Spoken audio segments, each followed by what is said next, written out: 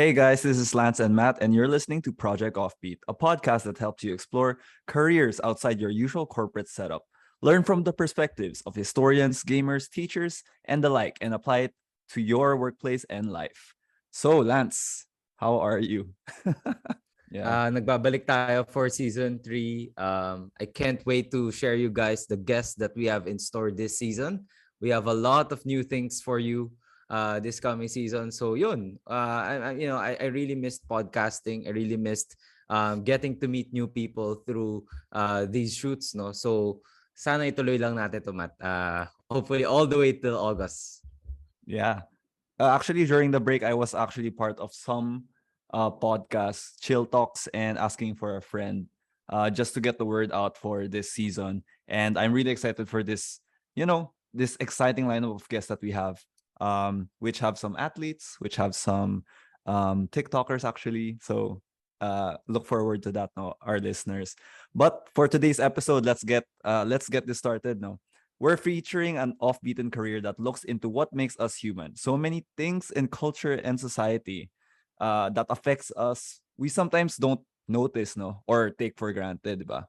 Correct. You know what? Our speaker for today is also a Chinese-Filipino like me and Matt, no? Or Chinoy in short sa mga ating mga audience right now na mga ka-offbeat. And he was our expert mentor when we were in Ateneo before, while we were leaders in Ateneo Celadon, right? He received his Bachelor of Arts degrees from Ateneo de Manila University, his master's from Stanford University, and his PhD from University of Southern California. So to say the least, Matt, this guy is very, very well educated, right? Very And well kung educated. specialization mo ba naman ay tungkol sa culture and identity, you really have to be very well educated and Yes. well read, right? His research and publications focus on the history of the Chinese and Chinese mestizos in the Philippines. And he also looks into discriminations of all sorts against whether it be racial, ethnic related, or sexually related. Our guest today is Dr. Richard Chu, presently a five-college professor of history at the University of Massachusetts Amherst. I hope I'm pronouncing that properly. He joins the show today to talk about the world of cultural history, research, and teaching. Good afternoon and welcome to the show, Dr. Richard. Kamusta ka? Good afternoon. Thank you, Matt and Lance, for inviting me. I'm good. I'm in Baguio right now, enjoying the cooler weather. But it's really nice to Wow. be Wow, here. wow. Of course, Baguio of all places. What anything with Baguio, Dr. Richard? Bakit ito yung una mong stop from the US? There are two reasons. One is that I grew up coming to Baguio. My father would always Mm. bring us. So I have all these really pleasant memories of Baguio. And with all its attractions like yung nice cool weather, and then the trees and the flowers, and then the second reason is I also have connections with the UP Baguio History Department. I've been invited before to give a talk to their faculty and students, and now we're discussing about me possibly teaching a course there during one of my summer breaks. So it's both personal and professional. That's why I come to Baguio. Well, I know, let's lay it all out now. Can you describe to our audience what it is that you do as your profession, as your career? Yeah. So now I'm a professor of history at the UMass Amherst. You almost got it right, Matt. In Oh. Amherst, people say you don't pronounce the H word. So Ah. people say Amherst, but that's just kind of a trivia because there's another Amherst in New York in another state. So they pronounce the H. But UMass Amherst is in a place where there are five other educational institutions. Bukod sa UMass Amherst, there are four liberal arts colleges: Amherst College, Smith College, which is all female, Mount Holyoke College, which is also all female, and Hampshire College. So the reason why I'm called five college professor is that these five institutions have a consortium, where they share resources. Students can take classes in all these other institutions for free, as long as you're enrolled in one of the institutions. And there is a unique position which they created before, where they also share faculty. So my home base is in UMass Amherst, where 50% of my time I'm there. But so that means I teach one course every semester at UMass. And the second course that everybody else teaches, if you're a faculty, for me, has to be taught in one of the four colleges. So this past semester, I was at UMass and then teaching also at Smith College. Coming fall semester, I would be at UMass and then Amherst College. And then the next semester, so I rotate around the four. I'm shared by the consortium. And the reason why they do this is that the courses that I teach, for example, Asian American history, Philippine history, or Chinese diaspora history, these are kind of specialized courses. It's not like history of Europe or history of Asia or medieval history, where most schools, they will hire a full-time faculty to teach those courses. But in many schools in the United States, they won't hire a full-time professor just to teach, for example, Chinese diasporic history. Kasi parang it's kind of highly specialized na. So the way to solve that, the schools still want to teach these courses, but they don't want to hire a full-time professor. So by hiring a five-college professor like me, I'll teach in their campus like every other year, this specific course, which their students also want or demand. Pero yun nga lang, it's not on a full-time basis. So those are the courses that I teach: Asian American history, Philippine history, and Chinese diaspora history. And aside from teaching those classes, I also do research and publish books and articles. That's expected from my job, that I be, they call it publish or perish. If you're a professor and you want to get promoted and you also want to get tenure, you have to publish a book or books or articles. And aside from teaching and publishing, I am also doing work as a commissioner of the state of Massachusetts.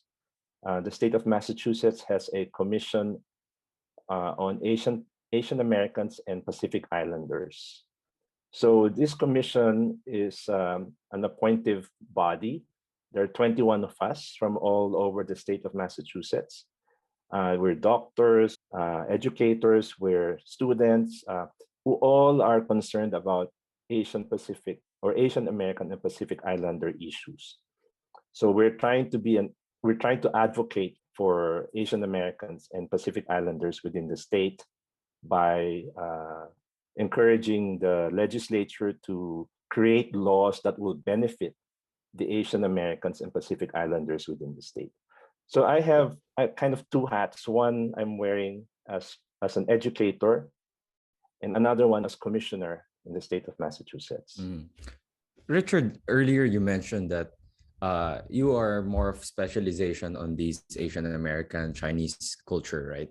I guess we'd like to know, because before we've had some historians in the game, we've also had our own history professors, me and Matt, wherein they taught about, the Philippine history, diba, or our relationship with other countries. Why are you specializing specifically on, Chinese history and Chinese-Filipino history? Is there any story to that? Or is it really your personal preference? There is a very much a personal motivation behind that because, as you mentioned, I am also Chinoy. I was born and raised in the Philippines, and at a certain point, especially when I was in college in Ateneo, I realized that my Filipino classmates, quote unquote, who are not Chinoys, uh, look at me differently. You know, they called me, the first time I heard somebody called me in chick, I was struck by it because I was never called that, and for me, the word has a negative connotation, or if it's not negative, it has kind of like that othering connotation. You know, like I remember one of my classmates said, "Hindi ka man Filipino, inchik ka." Sabi niya, he said that. So since then, I've always been made aware. I became more aware and conscious that there seems to be a divide, or at least a differentiation between Filipinos and Chinese Filipinos. Even the words we use, for example, amongst us, amongst Chinoys, referring to Filipinos, which is Juana. I don't know if you still use that term or if you are familiar with that term. Juana means foreigner, or worse, it can also mean a barbarian. So, and then we call ourselves Lanang, which is our own people. So, even with the terms that we use to refer to ourselves and to other people, to the Filipinos at large, seem to connote that there is a separation. And I myself had experienced being discriminated against, here in the Philippines, which I consider as my home country. I'm a Filipino, but then at certain times, and even if you study the history of the Chinese in the Philippines, you see that there have been times when there were massacres, there were expulsions, and so I became interested in the question, why does this discrimination exist? And it's not just one way. It's not Filipinos discriminating against the Chinese, but the Chinese also against the Filipinos. So when, to make the long story short, when I got into my PhD program at USC in history, I decided that for my dissertation, I wanted to study the history of the Chinese in the Philippines, especially the history of how they were treated uh, within the Philippines. Actually, I read your short essay, and I would encourage like fellow Chinoys to read this as well. Your short essay, "Guilt Trip to China." It's like the perfect Yeah, encapsulation. that's my first publication when I was still a grad student. So it has a Oh. place in me. Lance, I think you should read it also. It's like such a perfect encapsulation of, I guess, the Chinese Filipino experience.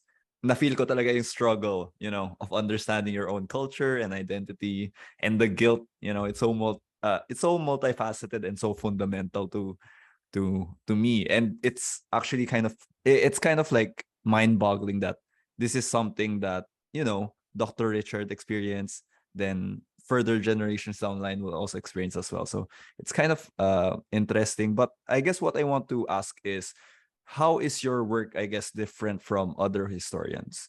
We had a famous historian recently in our podcast, and how he talked about what he does as a public or academic historian was that he was answering the question, what happened during this time, and then looking for as much information to kind of fill in and color that time period. For you, how would you differentiate yourself now from the public and academic historians out there? It's a good question because there are different kinds of historians. No, Right. that depends on first, of course, their interest, the topic of interest. So what sets me aside or apart from other historians is that the specific topic and themes that frame my research and also of my teaching. But as a historian that publishes, that conducts research and publishes, my focus or my interest is on the history of the Chinese and Chinese mestizos. So that thematically, that sets me apart. In terms of methods, methodology, There are also different ways that historians write or conduct research. Some historians, but if you're a historian, you have to always have empirical evidence to Mhm. write about the past, right? So some people they dig up graves, or they look into uh, let's say government records, or they look at old diaries that were left behind, photographs. So mine's more ethnographic. That's why sometimes I can also say that I'm an anthropologist at heart, because anthropologists, they do ethnography, which means that they do some kind of work with material objects. They conduct surveys or interviews. Uh, they're interested in culture, in how people behave, how people live. And so for me, my methodology is ethnographic. So which means I look into the lives of people in writing history.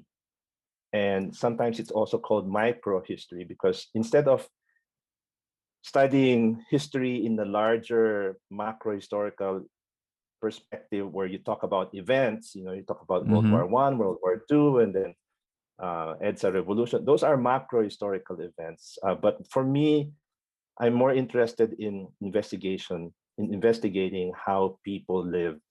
For the third thing that would differentiate me would be my personal goals in writing history. Like a public historian, they write for the public, um, and so it's not just for academics, but they also write in a way that would be accessible to the broader public. You mentioned Ambet Ocampo as someone whom you had interviewed before, so he is a public historian. Um, sa akin, I'm both public and also academic. In the sense that I write both for uh, academics who are or historians who are in my field, but at the same time, I also try to write for the public so that it's accessible. Uh, Kasi one of the things that is one of the criticisms against scholars is that when they write or publish books, they're really hard to read, because they're speaking towards their co-academics, and so it's not really For sure. accessible to the Yep. public, no. So that's what I'm trying to place a balance on, because I don't want my work just to be read by 200 other people in the field. I want my work to be read and appreciated by the broader public. Richard, I just want to, build on what you earlier said, no, na parang you are doing this work, you mentioned it, micro history, 'di ba? Looking at our innateness of our culture, of our identity, 'di ba? Para sa mga common Filipino, no, who are our audience today, corporate professionals who are in their day-to-day work, thriving in the marketplace, 'di ba? Why do you think this is still important? Why do you think is looking at the history of where you came from, the history of your culture, right? Yours being Chinese-Filipino, 'di ba? Bakit to importante, sa mga the common audience right now? Just basing it off my own experience, like when I was growing up, I was being asked to perform certain Chinese rituals at home. When my father died when I was 12 years old, um, since I'm the only son in the family, there's a Chinese practice pala na after you bury the dead, you have to carry the portrait of the dead behind your back, and then you walk to your car, and then while you're walking, you have to say, Mm. "Father, please come home with us," And so when I was told to carry the portrait of my father, I didn't know what to say. And then I heard one of my aunts was saying, "Oh, why isn't he saying it? Why isn't he saying it?" And someone said, say this, say this. So I had to say that. And then so once I was on the car, then the car would bring me home, and then we would sit in the somehow kind of altar sa bahay, so that my father's spirit would be with me. So there are certain things that have been passed on to me from the Chinese cultural heritage. Now, I didn't know what the reasons were, what were the origins, So it's important to look back and to study history um, of what we're doing at home in terms of just rituals, practices. Why do we do certain things at home, which I think is important to know.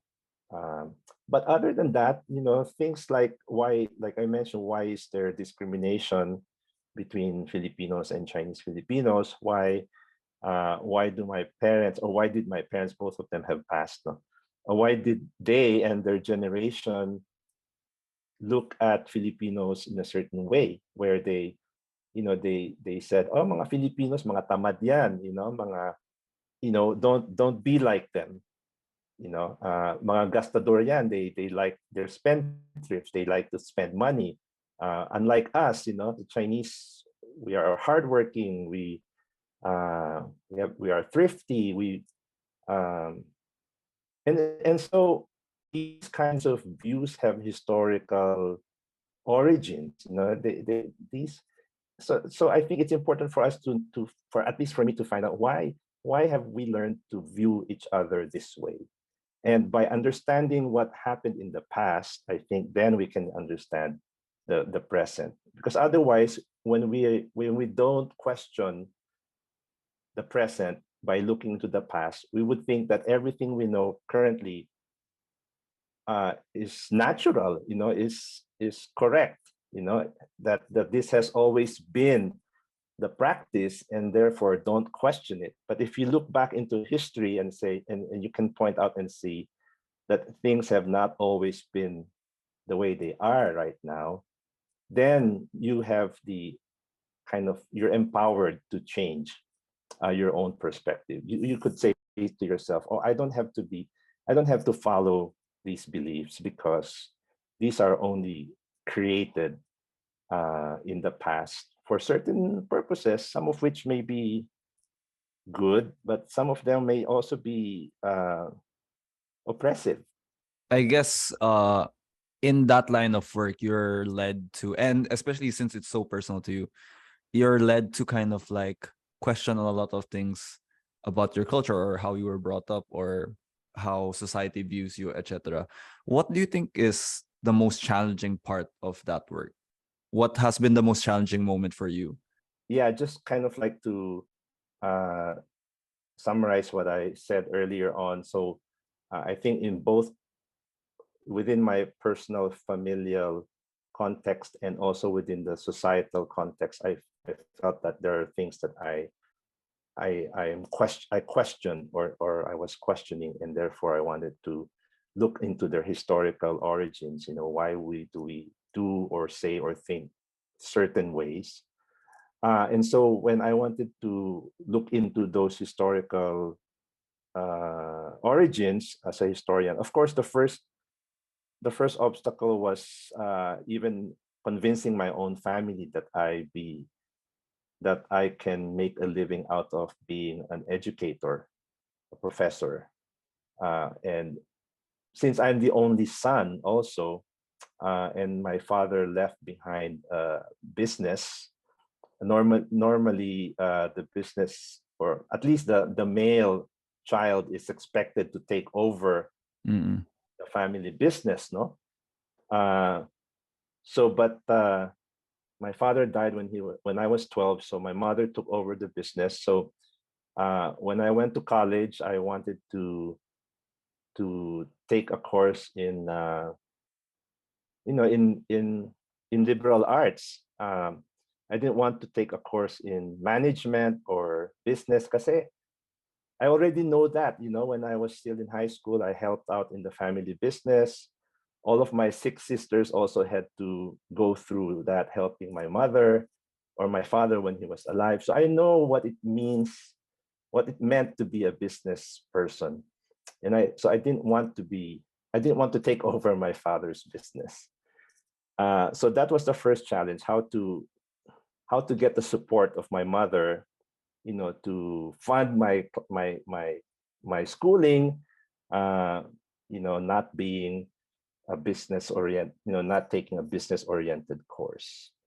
And then, yung challenges now of later on, when I was already writing my dissertation, the challenges are more related naman to the trade. As a historian, you have to find the historical sources. Since my focus is on the 19th century, late 19th century, early 20th century, so I have to dig for sources, look for sources dating back to that period.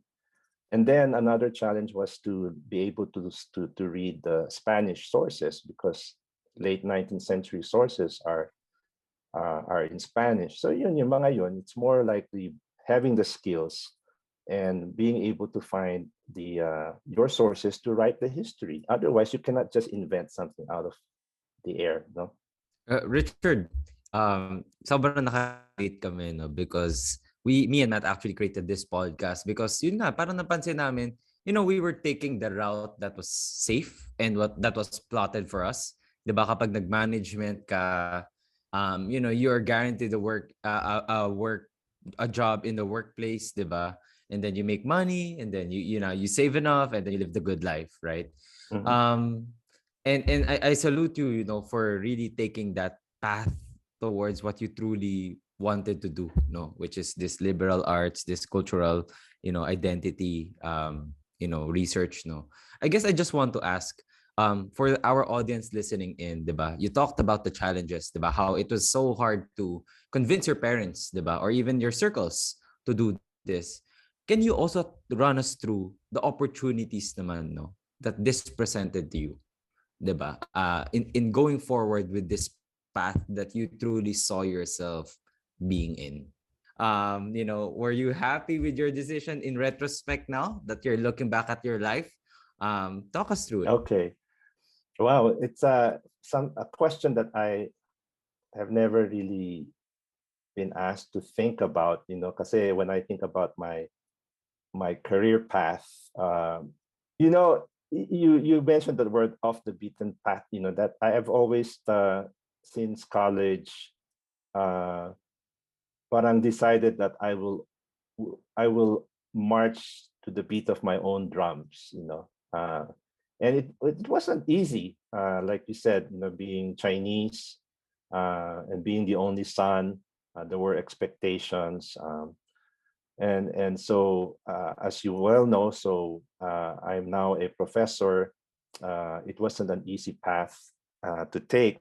There were detours, there were challenges, but I never. Maybe there was only one time when I doubted it, when I took a step back and had to ask myself whether I really wanted to be a professor. And that was in 1994, when I was already done with my master's, and then I went back home to the Philippines for a visit, and I was on my way to doing my PhD.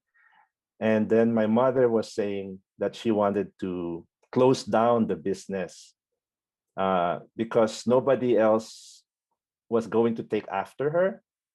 And we were also all grown up already, and then she didn't want to work anymore. She felt that she didn't need to feed us anymore, right? So, but when she mentioned that, I had to take a step back and say, oh my God, so I have no fallback anymore. Because for me, while I was Yeah. exploring whether I would be an academic, I was, at the back of my mind, I was telling myself, well, it didn't work out. If I found out that I didn't really want to be an academic, I can always take over the family business. And so when my mother said that, and it came at a time when I was not so happy in my first semester as a PhD student at USC. Mm. I was having my heart was not into the program for other reasons. I won't go into detail, but I wasn't happy. So when my mother said that, I said, "Oh my God!" So maybe I should stop being an academic and take over the family business. And so I had to take a year and a half off from my studies to go back to the Philippines and really think about it hard. And in the end, I realized I really wanted to be an academic. And so I went back to my studies. And I never regretted doing that after that. No, that was back in 1997 when I went back to my PhD program. And after I finished my PhD program, I got the job where I am right now at UMass Amherst. And so no, this I'm at a spot in my life. I'm in a place where I I I am where I want to be, and I feel very, very fulfilled, and I must say very lucky and fortunate. Alam mo, Lance, this is why we invite and, interview people who have off-beaten careers, because this is the kind of conviction, this is the kind of reflection, decision making that, leads to these not so common, not so, usual paths, but very fulfilling ones. I think you could say, Richard, that you may not have been probably in the richest jobs out there, like the common Filipinos in the Forbes top 100 richest guys, right? Who has taken over their family business, and you could see them in Banawe, right, or in New Manila and whatnot, diba? But I feel like you have you're also building your own legacy, no? The way you write your articles, Matt actually wrote read some of it, diba? And even I think when you retire from your profession, nandyan pa rin yung research, nandyan pa rin yung articles that you really uncovered, no, regarding our culture and our identity. And yeah, I think I salute you for just taking this path that so many people can really benefit on. No, thank you, thank you. Yeah, as I said, I'm really very fortunate. It's not easy. It's not easy for everyone. So kanya-kanya eh. And for me, I guess it's not without any challenges. But I think as long as I always reflect on my choices, and also as long as I have friends and who support me, then I am parang, I find the courage to just move on. Uh, yeah, and to pursue what I want. If any of our listeners today were listening to this episode right now and were maybe thinking, oh, maybe I should pursue liberal arts or maybe go into history. Is there any, I guess, advice that you'd like to share for our audience? Any misconceptions or myths that you'd like to address, before they actually go into this kind of like off-beaten path as well? First of all, I think ang advice ko is that dami, pero like, of course, be true to yourself, no? And that means not just knowing what you really want, but knowing that you can do it. And of course, sabi nila, you cannot naman know unless you try it, no? So you have to try it out, and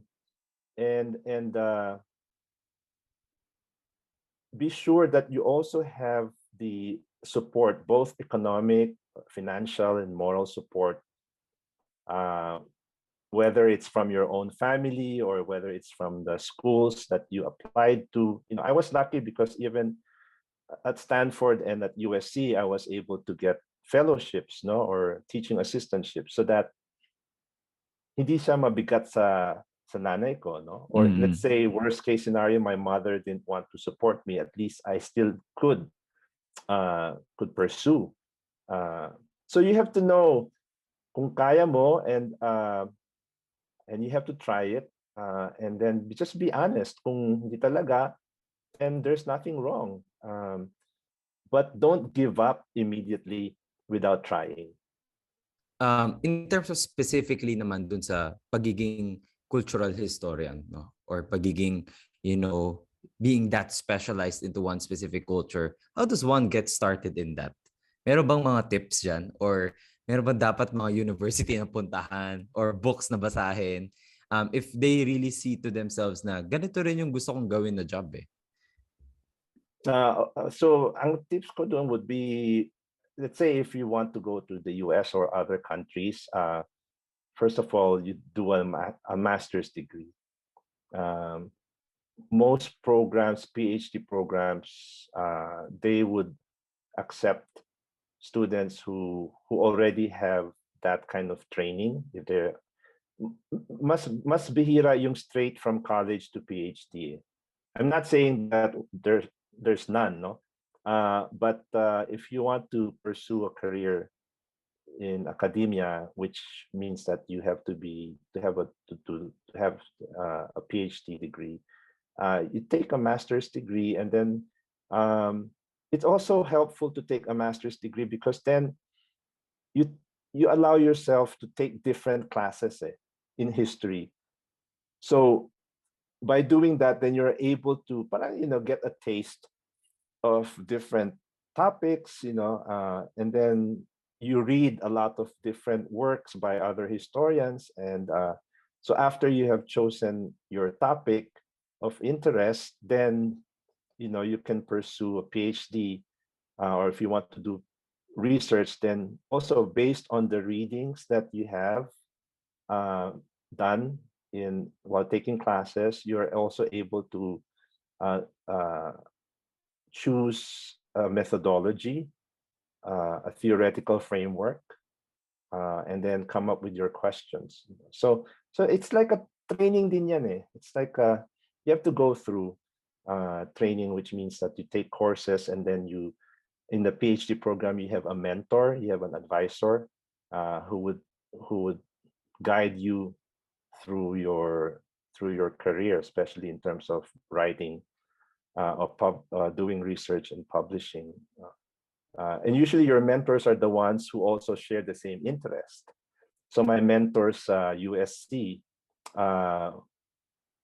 Jack Wills, who is a maritime history professor, he's interested in the Dutch colony in Indonesia, especially as they worked amongst the Chinese in Indonesia. So meron ganong similar interest. So another advisor was a Chinese historian who was interested in the question of nationalism.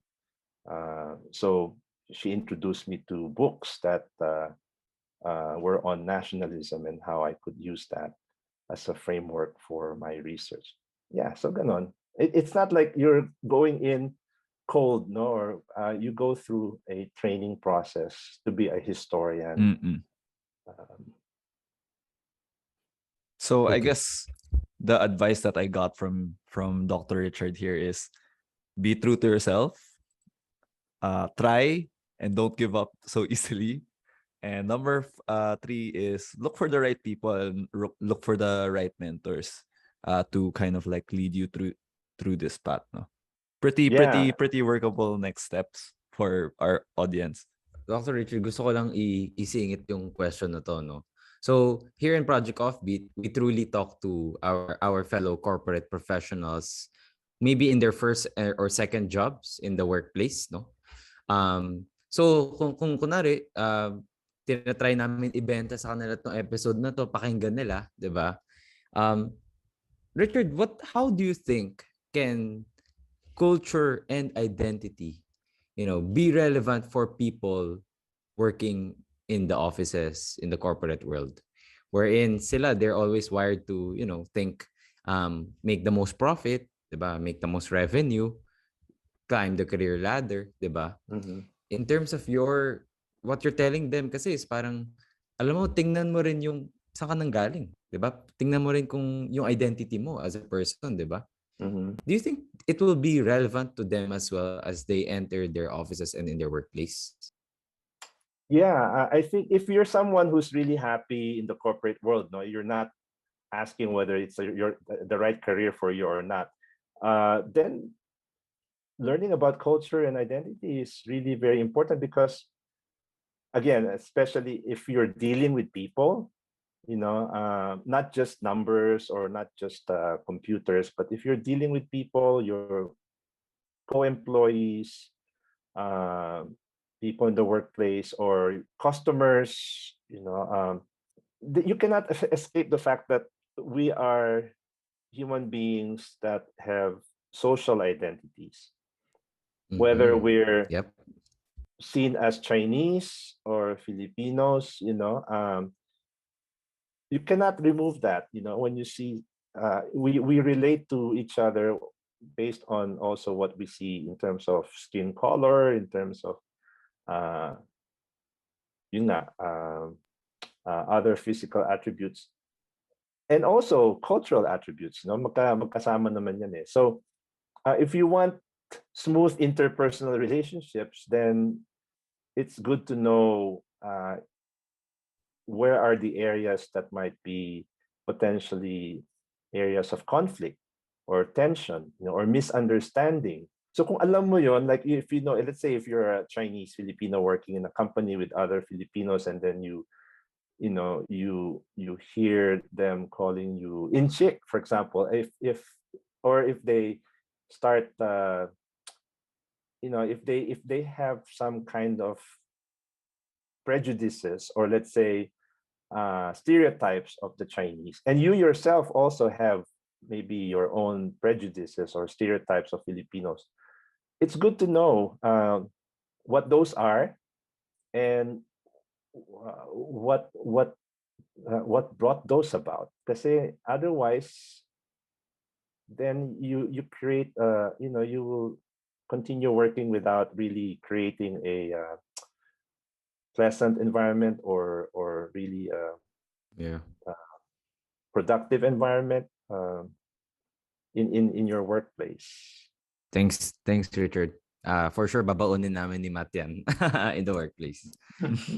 It's really interesting how you pivoted your career to chase for these interests and passions that you have, especially for culture and identity. So thank you for taking us off the beaten path today, Dr. Richard.